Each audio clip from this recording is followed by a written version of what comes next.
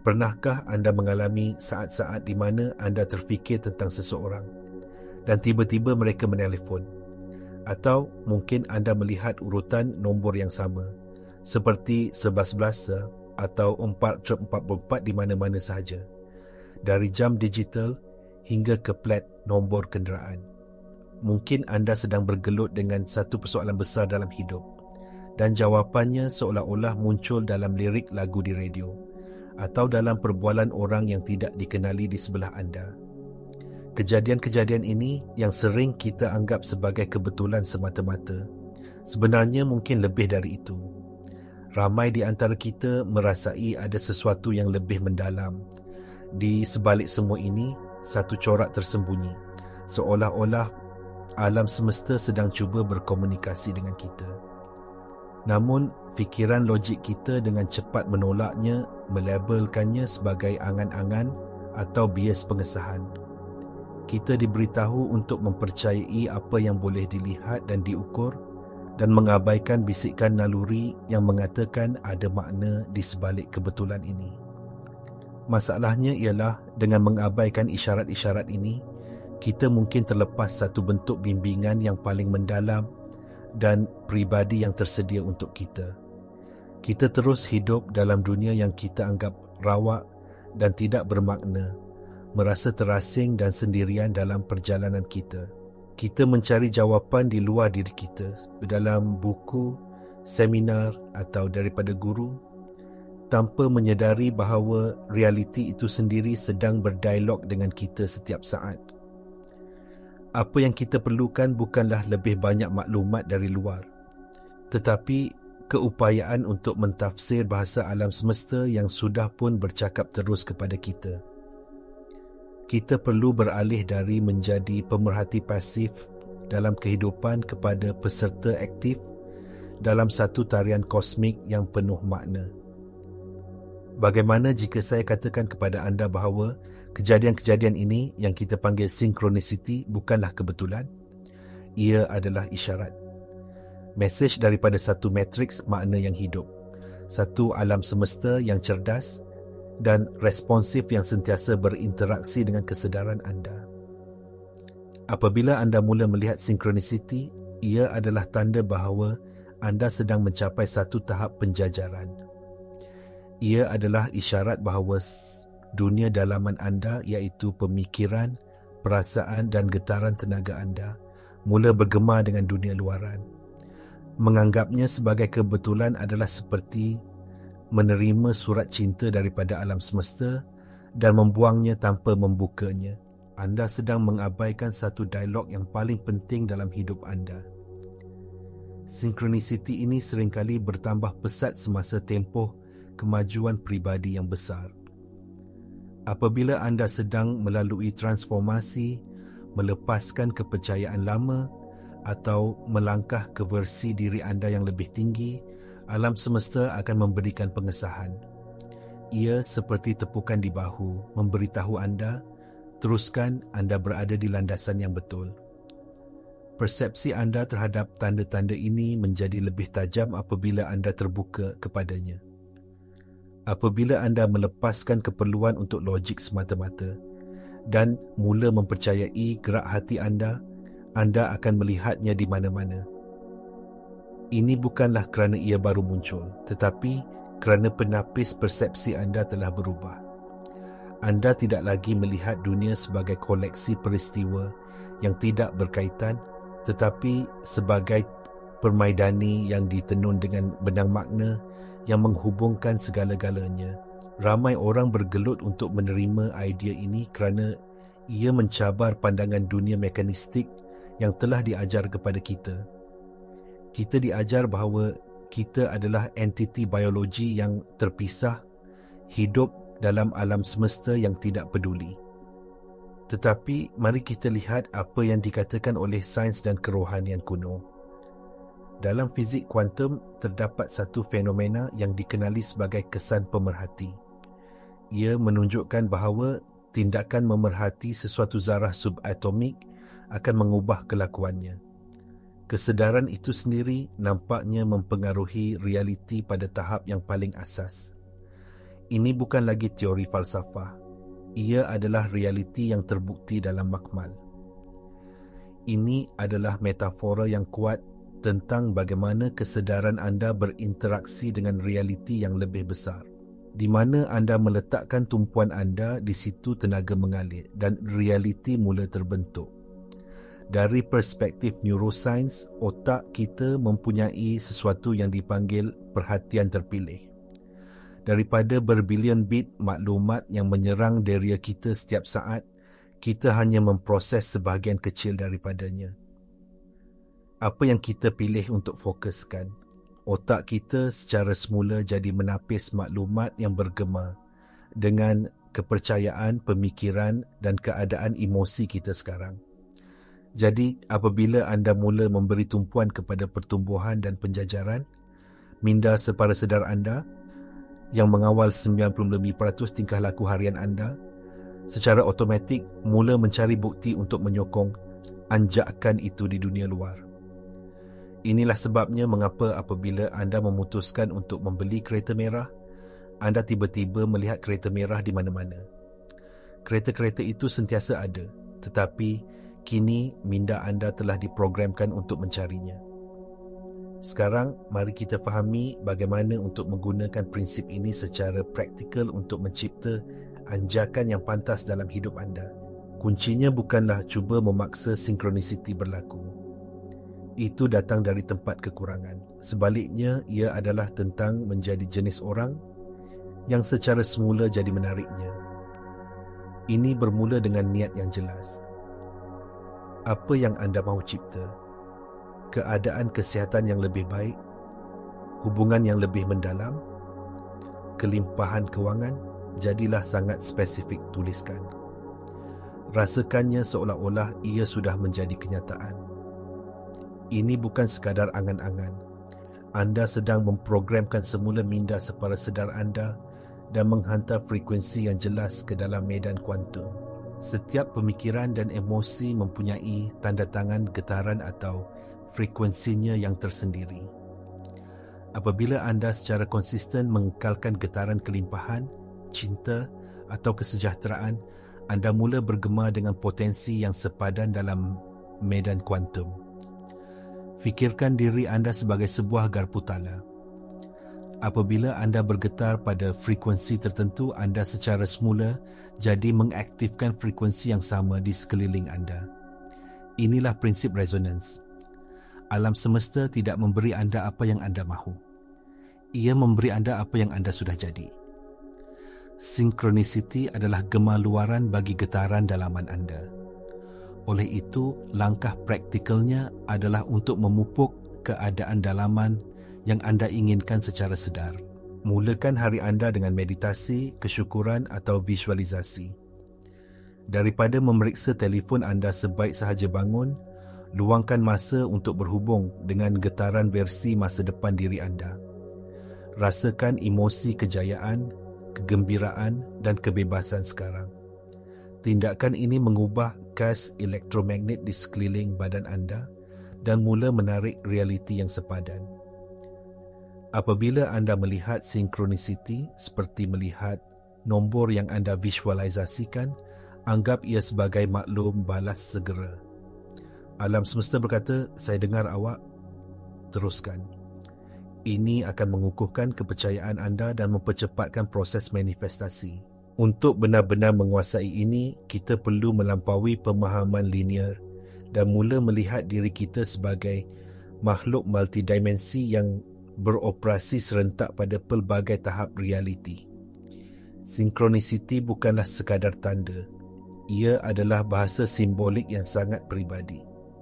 Alam semesta tidak bercakap kepada anda dalam bahasa Melayu atau Inggeris. Ia bercakap melalui simbol, metafora dan perasaan. Apabila anda sentiasa melihat burung hilang, misalnya, ia mungkin bukan bermakna anda akan melihat burung hilang secara literal. Ia mungkin simbol untuk perspektif yang lebih tinggi, kebebasan atau penglihatan yang jelas. Mesejnya adalah untuk anda dan tafsirannya terletak dalam kesedaran anda sendiri. Inilah sebabnya mengapa satu sinkronisiti yang sama boleh mempunyai makna yang berbeza untuk orang yang berbeza. Tujuan komunikasi ini bukanlah untuk memberitahu anda apa yang perlu dilakukan, tetapi untuk mengubah anda. Ia direka untuk membangkitkan kesedaran yang lebih mendalam dalam diri anda. Ia adalah cermin yang memantulkan kembali perjalanan dalaman anda. Psikologi mendalam memanggil ini numinosity, iaitu sensasi fizikal yang bertenaga dan penuh makna yang mengiringi sinkronisiti sejati.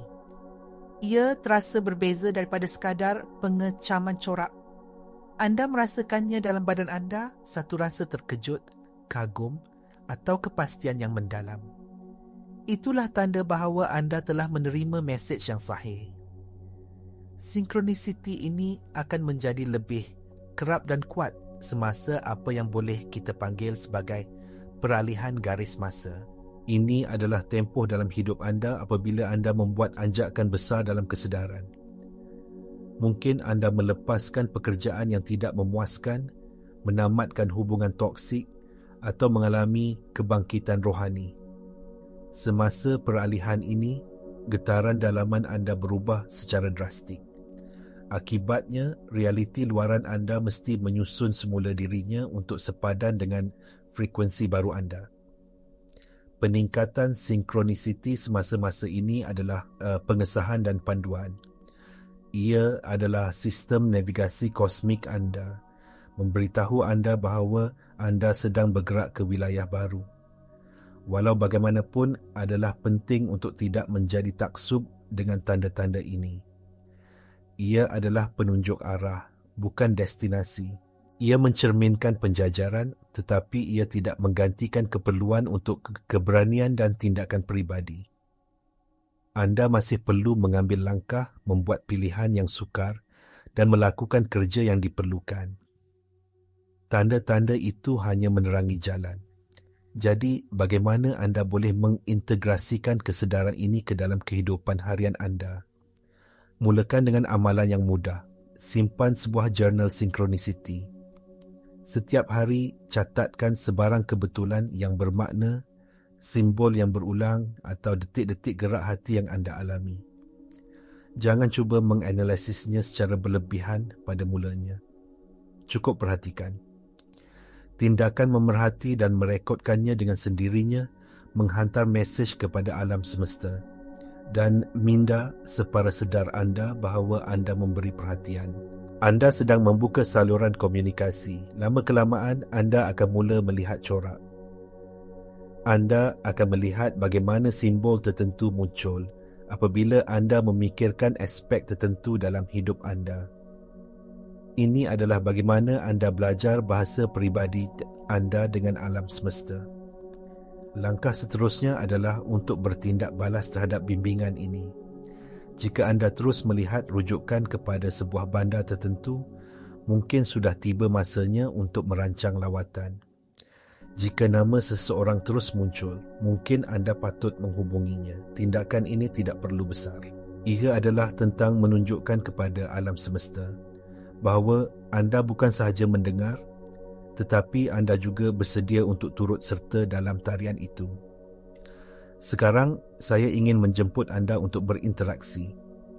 Luangkan sedikit masa untuk berfikir. Apakah satu simbol, nombor atau tema yang terus muncul dalam hidup anda baru-baru ini? Ia mungkin sesuatu yang anda telah abaikan sehingga kini. Saya mahu anda berkongsi di ruangan komen di bawah. Dengan berkongsi, anda bukan sahaja mengukuhkan pengiktirafan anda sendiri, tetapi anda juga boleh membantu orang lain melihat corak dalam pengalaman mereka. Kita boleh mencipta satu medan kesedaran kolektif di sini, sekarang. Salah satu cabaran terbesar yang akan anda hadapi dalam perjalanan ini ialah keraguan.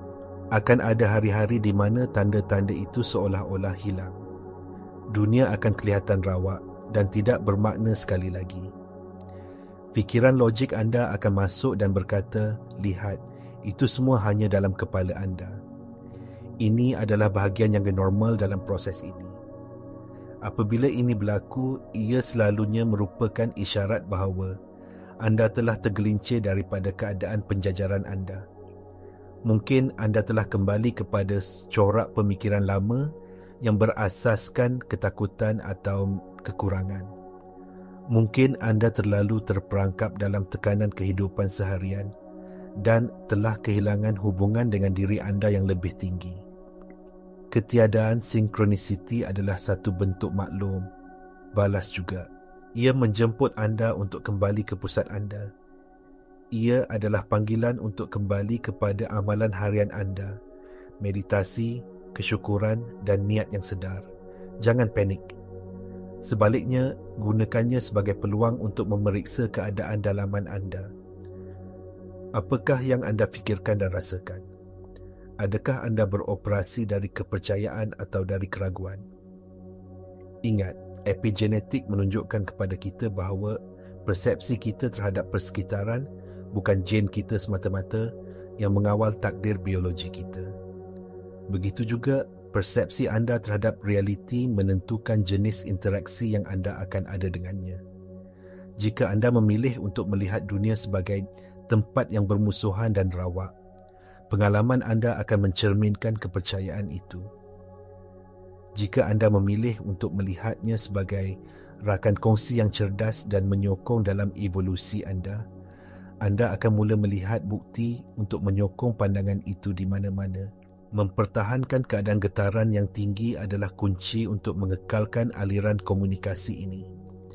Ini bermakna memilih pemikiran yang menaikkan semangat, mengelilingi diri anda dengan orang yang positif dan mengambil berat tentang kesejahteraan fizikal dan emosi anda.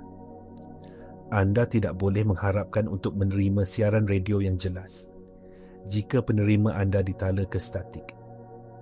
Jadilah penjaga frekuensi anda sendiri. Kita telah meneroka bagaimana sinkronisiti berfungsi sebagai isyarat penjajaran, disokong oleh idea-idea dari fizik kuantum, neuroscience dan kerohanian kuno. Kita telah membincangkan bagaimana ia adalah bahasa simbolik yang peribadi untuk transformasi, yang bertambah hebat semasa tempoh perubahan besar. Mesej terasnya adalah ini. Anda bukanlah subjek pasif dalam alam semesta yang rawak. Anda adalah peserta aktif, seorang pencipta bersama dalam dialog yang berterusan dengan realiti yang penuh makna. Pengalaman anda bukanlah sesuatu yang berlaku kepada anda. Ia adalah sesuatu yang bertindak balas kepada anda. Sinkronisiti adalah maklum balas. Ia adalah cermin yang menunjukkan kepada anda tahap penjajaran antara dunia dalaman dan luaran anda. Ia adalah sistem bimbingan yang direka untuk membantu anda menavigasi perjalanan evolusi pribadi anda. Tetapi inilah rahsia terakhirnya. Sinkronisiti sengaja dibiarkan tidak lengkap. Ia adalah kepingan-kepingan teka-teki, bukan gambaran penuh. Jika alam semesta memberikan anda semua jawapan sekaligus, tidak akan ada ruang untuk pertumbuhan, penemuan atau pilihan bebas. Sifatnya yang misteri dan separa itulah yang mendorong kita untuk terus bergerak, terus bertanya dan terus meneroka. Ia memupuk rasa ingin tahu dan keajaiban yang penting untuk jiwa yang sedang berkembang. Oleh itu, panggilan terakhir saya kepada anda adalah ini. Berhenti cuba untuk mendapatkan gambaran yang lengkap. Berhenti mencari jawapan yang pasti yang akan menghapuskan semua keraguan. Sebaliknya, terimalah setiap serpihan, setiap tanda, setiap kebetulan yang bermakna sebagai alat untuk transformasi pada masa ini. Jangan hanya perhatikan tanda-tanda itu, jadilah penjelmaan penjajaran yang dicerminkannya. Apabila anda mendapat dorongan untuk memulakan projek baru, lakukannya. Apabila anda merasakan panggilan untuk memaafkan seseorang, hubungilah mereka. Gunakan sinkronisiti bukan sebagai ramalan masa depan, tetapi sebagai jemputan untuk menjadi lebih hadir dan berani pada masa sekarang. Dengan melakukan ini, anda beralih daripada sekadar mentafsir realiti kepada mengambil bahagian secara sedar dalam penciptaannya. Anda menjadi perjalanan itu sendiri.